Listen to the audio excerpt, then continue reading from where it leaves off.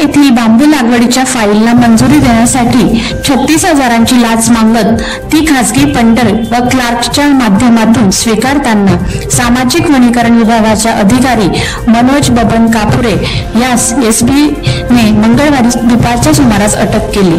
याबाबत अधिक माहिती अशी की मनोज कापुरे व्यवसाय नोकरी व वनपरिक्षेत्र अधिकारी सामाजिक वनीकरण पारोडा अति कार्यभार सामाजिक वनीकरण अंमळनेर वर्ग 2 निलेश मोतीलाल चांदणे व्यवसाय नोकरी लिपिक वनपरिक्षेत्र अधिकारी कार्यालय पारोडा वर्ग 3 कैलास पाटील व्यवसाय कंत्राटी कर्मचारी राहणार मोरफड तालुका पारोडा कंत्राटी कर्मचारी चालक यांनी 40,000 रुपये मागणी केली होती।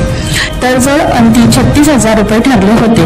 दरम्यान हस्तगत रक्कम रुपये 36,000 येताना रंगहात पकडण्यात आले। याबाबत तक्रारदार यांना लाच देण्याची इच्छा नसल्याने त्याबाबत तक्रारदार यांनी दिनांक 5 रोजी लाप्र विभाग जळगाव येथे तक्रार दिली होती। नमूद आरोपी यांच्या विरुद्ध पारोडा पोलीस स्टेशन येथे गुन्हा दाखल करण्यात आला आहे। संपादक शेखर सोनवणे यांचा रिपोर्ट, पोलीस राऊंड नाशिक।